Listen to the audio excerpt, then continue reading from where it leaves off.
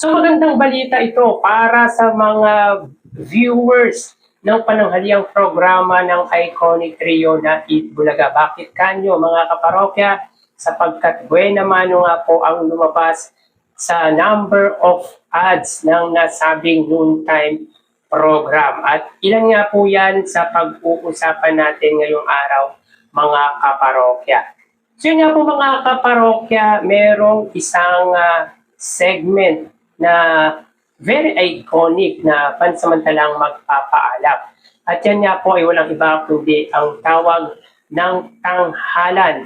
So, base sa nakita po nating write-ups ay pansamantalang magpapaalam po muna ang iconic segment ng Showtime na tawag ng tanghalan. Nagsimula po ang tawag ng tanghalan sa Showtime noong 2016. Medyo kasagsagan din po ito ng kalye-serye ng Aldab.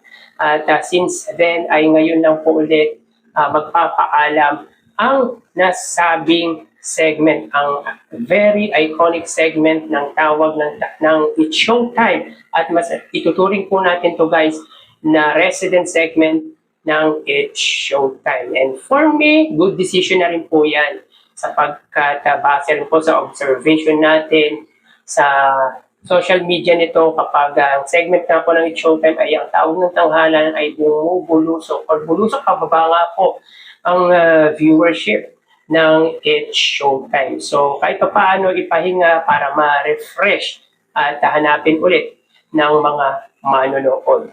At kung may nawala man guys ay meron pong muling bumalik. At yan nga po ay ang Miss Q&A. So sa mga hindi po nakakaalam, ang Miss Q&A ay dati na pong segment ng It's Showtime. At ito po ang magiging alternative na segment na ipapalit pansamantala sa tawag ng tanghalan. Well, maganda din naman po ang naging views nito kanina sapagkat umabot nga po ito ng mahigit 120,000 viewers. So hindi po tayo nakapag-save pero nakita po natin guys na umabot po ito ng at least 123,000 viewers. So, magandang buena mano rin po yan on the part of It's Showtime. So, bali ang naging segment nga po ng It's Showtime ay Miss Q&A at Laro Pick. And speaking of segment, kanina nga po ay may total prizes given ang Showtime na 42,000 pesos. Sa 42,000 guys, 30,000 dito ay sa Miss Q&A at 12,000 naman po sa Laro Pick. Sapagkat hindi nga po nakuha ng contestant na naglaro nga po sa jackpot round ang pot money worth of 150,000 pesos.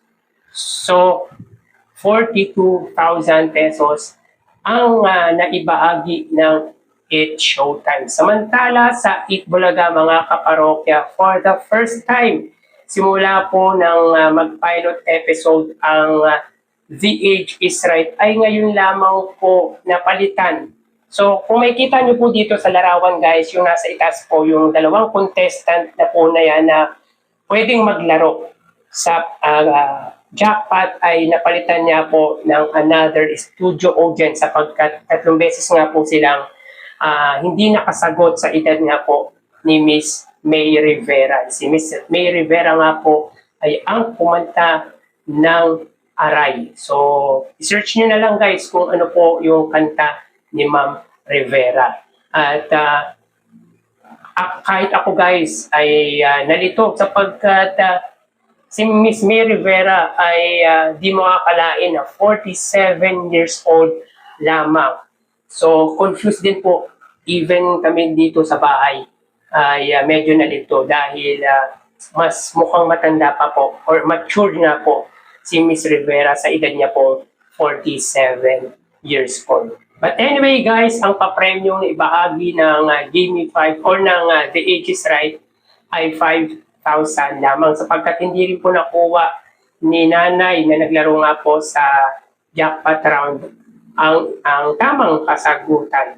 So yun nga po, 5,000 sa The Age is Right. At yan nga po ang kauna-unahang pinalitan yung posibleng maglaro sa jackpot round ng nasabing segment. Samantala sa Sugod Bahay ay merong 65,000 pesos at sa Gimme 5 naman po ay 35,000 pesos. So yun nga po guys, hindi po nakasagot yung naglaro sa jackpot round ng Gimme 5. What I mean to say ay wala po silang nasagutan. Sumagot pero wala po silang nasagutan. At 35,000 lamang po ang naibahagi po nila para sa nasabing segment. So dito guys ay meron po silang total of 147,000 pesos at angat po dito pagdating sa prizes given ang Itbulaga.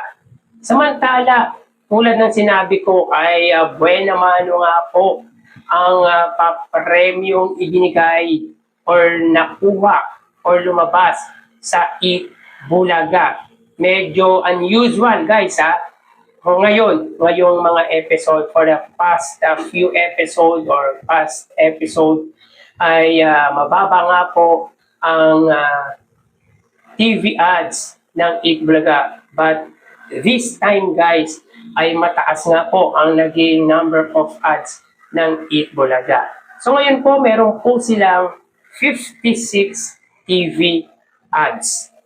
So, hindi man to ganun kataas tulad ng noon na umaabot nga po ng at least 60. Pero mataas na po ito sapagkat nitong nagdaang buwan nga po ay pinakamataas na nga po nila ay 51 at most of the time ay more than 40 ads ang nakukuha o lumalabas sa Itbulaga. Pero ngayon ay umabot po ng 56 TV ads. So magandang buena mano po ito para sa pananghaliang programa ng Iconic Trio, which by the way, last week nga po ay may total nga po silang 226 TV ads. So pwedeng malagpasan po ang number of ads sa loob ng isang linggo ng Itbulaga, yung 226 ads na nakuha nga po nito last week. Dahil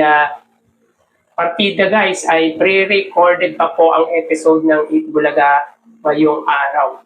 Kaya most likely mas may itataas pa po sa 56 ads for today's episode ang lalabas sa Itbulaga ngayong linggo ito. So magandang buena mano para sa pananghaliang programa ng Iconic Trio. At kanina nga guys ay pre-recorded ang Itbulaga at live na live po ang 8 Showtime. Kanina ay wala si Henyo Master Joey De Leon, si Wally Bayola. At sa 8 Showtime of course si Ann Curtis po ay muli na naman pong absent or absent muli si Ann Curtis. Samantala guys, upon watching or checking ng online views, particular nga po yung main YouTube channel ng dalawang noontime program para sa segment na Laro-Laro Pick para sa Showtime at Gimme 5 naman po para sa Itbulaga.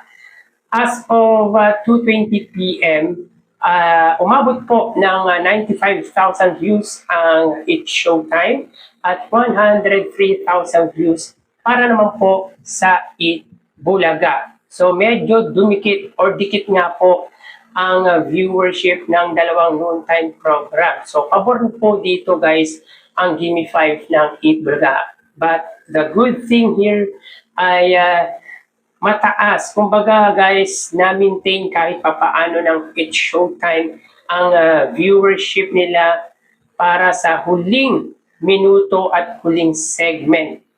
Ito yung sinasabi natin guys, unlike ng tawag ng tanghalan ay talagang bumusok pababa ang views nila at umaabot po ng more than 60,000 views. Pero ngayon ay more than 90,000 views. So yan po ang sinasabi natin na dapat talagang magpahinga pansamantala ang It's Showtime para kahit paano ay ma-refresh or sabihin po natin ay ma-miss ng viewership or manonood ng It's Showtime ang nasabing segment. So, maganda na rin po yan guys. Mataas-taas na rin po ang naging viewership ng It's Showtime kahit sa huling segment or last minute nga po ng kanilang programa. Pero ang Eat Bulaga guys ay maintain po nila yung kanilang viewership mula umpisa hanggang dulo. Kumbaga, ang views ng Eat Bulaga ay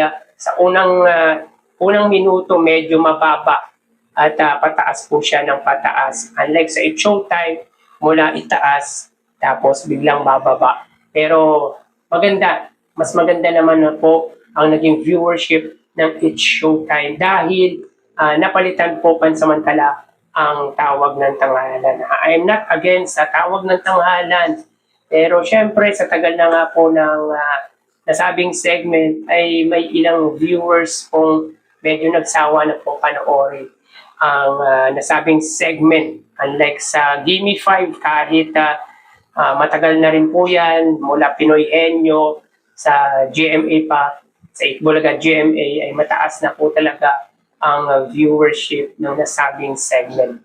So, yan po ang update natin para sa dalawang time program for today's episode. Magpapaalam na po tayo guys. Thank you and God bless.